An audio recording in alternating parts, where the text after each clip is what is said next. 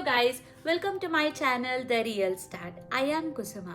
I've been doing a series on You're a Badass by Jen Sincero where I'll be sharing my personal reflections and takeaways from each and every chapter. So if you haven't seen my chapter 1 yet, then go and check it out. So today we'll be diving together into chapter 2 and as always, this isn't just going to be the review, but it will be like my personal takeaways or also like reflections from the chapter. So, now let me know, have you ever heard about or believed in words like God, universe, or energy? So, in this chapter, Jen beautifully breaks down these all these words she doesn't frame it anything according to the religion or in terms of religion or anything like that, but she connects God, source, energy, universe, all this very nicely. And also she told something that really stuck with me, what what are we gonna lose by giving a chance or believing or something like that. It actually made me rethink about how I see these terms and how I connect with them. And also she mentions we are all connected to limitless energy, and all of us are just using like a fraction of it.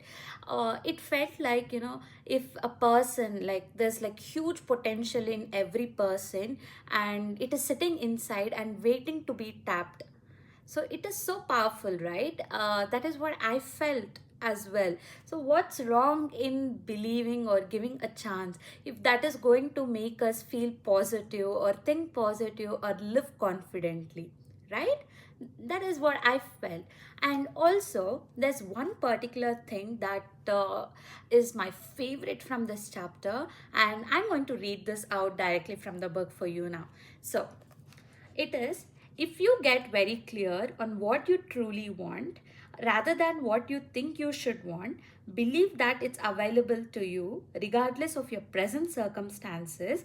By staying connected to source energy and keeping your frequency high and take decisive action, you will eventually succeed. This is so beautiful, and I want to tell you why this is my favorite. So, after this, I did some reflection, I did some journaling, and it took me back to like more than 20 years behind in my life, where I was like about 7.5 or 7 years old. I was in like the second grade. So in my school, for every Children's Day, they used to do some competitions. They were like, like fun games and all these things. My school was a bit fancy, so they used to make us practice like at least for 15 days prior to Children's Day. So I enrolled for this game where we had to put thread through the needle head and tie a knot and take with us and run towards the destination point, and whoever reaches there first are going to be the winners. This was the game.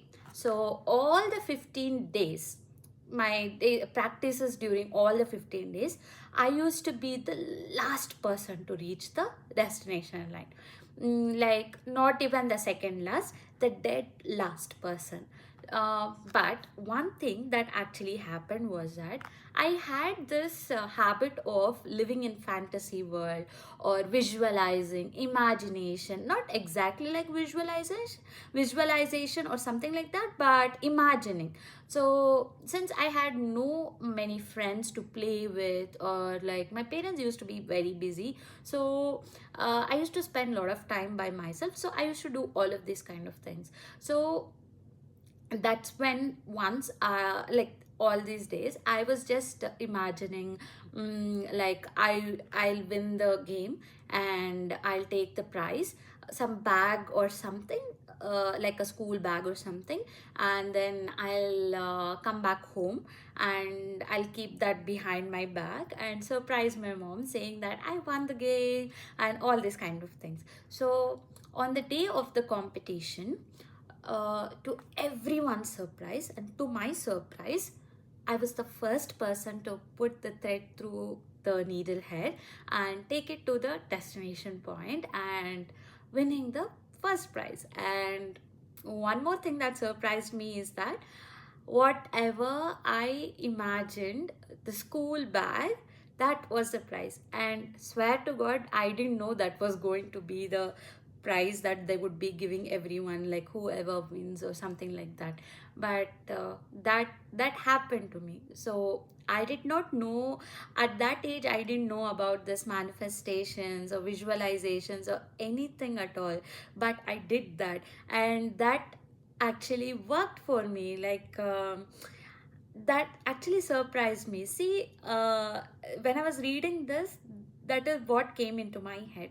But this isn't just going to be for positive things, it is going to be for bad things as well, or like the negative things. So there's one example that I had in my life with the negative things as well. So when I was studying engineering, I think like second year of engineering, so I had a lab exam, and there were like many programs, and one program among all those was like 25 pages long, and I was never good at it. I don't know, for some reason I was not able to execute it, even like practicing, or never ever. I was not able to do it properly. And with all the rest programs, I was really good.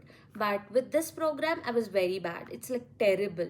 Mm, on So all the days, like before the exam, like few days before the exam, I kept thinking, like, what if I pick the chit that consists of the same number program, and what if I mess it up, what if I can't execute. And on the day of the exam, I picked the chit, and it was that program which I didn't want it to come. What if all those things I thought about, what if, happened? And yes, so that is what I'm telling. Anything good or bad, it will happen. Like, whatever you think, whatever your energy that you're putting out to the universe, that will come back to you, either good or bad. So you can't fool the universe. So you always put good, you're going to get back good. So this is what about the chapter 2. So everything in the chapter 2 is like around these things only. Like, whatever you put, that is what you're going to attract. So even in any situation you are, no matter the circumstances or anything, always believe in you, and that is what you will get back. And be confident, and always think positive about yourself. Don't let yourself down, and stay positive. That is what the author talks about in this entire chapter, and these are my takeaways too.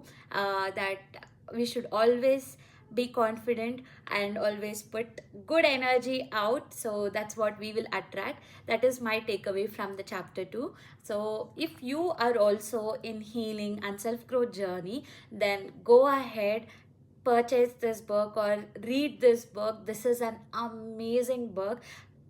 Actually, reading chapter 2 gave me lots and lots of hope, and it made me more and more confident. So I also encourage you guys to go ahead and read this book. So yeah, you come back and comment in the comment section about your takeaways, reflections, or your perspective towards the chapter 2, and we'll discuss there.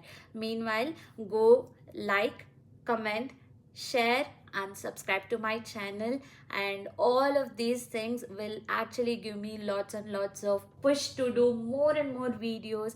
I'll be back with chapter 3 again. Until then, bye bye, take care, keep growing. Bye bye.